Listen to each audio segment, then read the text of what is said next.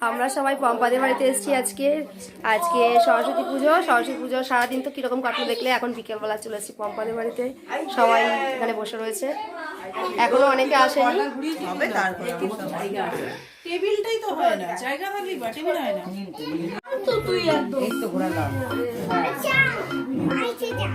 এসে গেম খেলতে বসে আছে।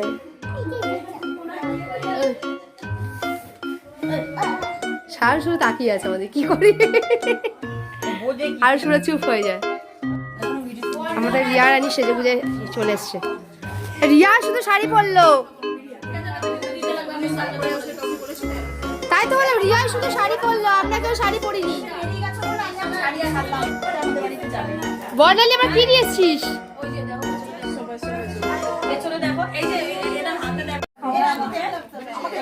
ভালো করে বলবি, এই পম্পা ভালো করে বল।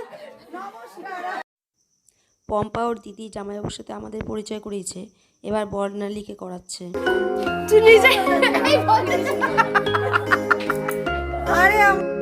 পম্পা এই যে গৌতম দা আবার সরে গেল, তার সামনে থেকে গৌতম দা সরে গেল। গৌতম দা সামনে ছিল, সরে গেল লজ্জাতে। হেল্প তো করছিল, কি সুন্দর করতে পারতে। কেন কাপড়ে আগেই দিল?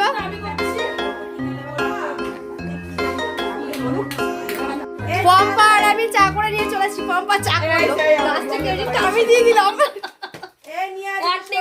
চলবে না, কি চলবে না? চলবে না, ঠিক আছে। মনে চা প্লাস কফি একসাথে। চুপ করো।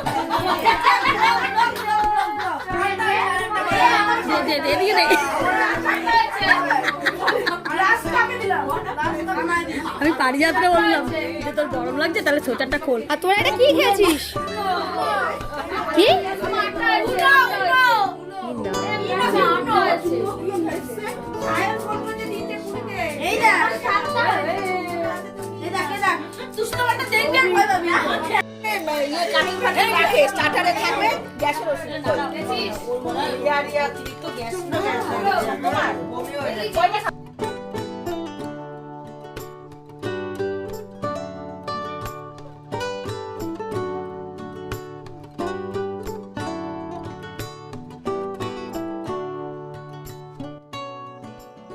সবাই একসাথে হয়ে খুব আনন্দ করলো, আর আমরাও নিচে বসে বসে গল্প করলাম অনেকক্ষণ।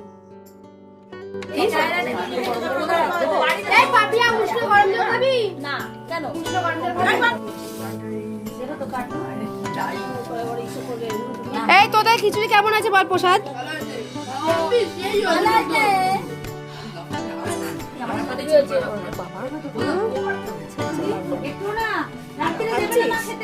কেমন আছে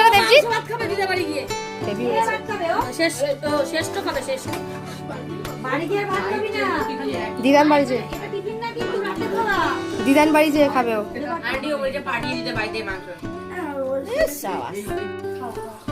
চাটনিটা কিনে নিয়ে আসবো।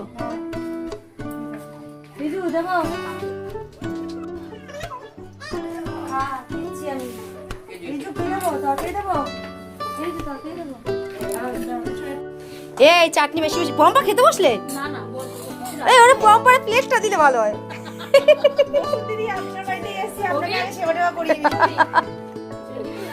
তারপর যা থাকবো আমরা খাবো। অনেক আছে,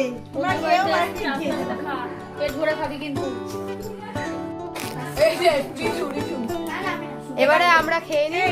বাচ্চাগুলো খাওয়া হয়ে গেছে। বর্ণালী দিচ্ছে সবাইকে।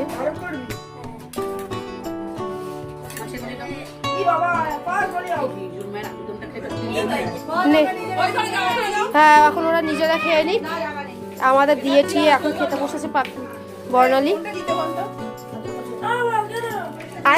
আয়ুষ চলো বাড়ি যাবো। আমি আর পাপি এখন চলে যাচ্ছি, ওরা পরে যাবে। টুকু আর মনিকার গাড়ি আসবে, ওরা গাড়ি ভাড়া করেছে, সেই গাড়ি আসবে। আর আমরা এখন আপাতত বাড়ির থেকে যাই তাড়াতাড়ি করে।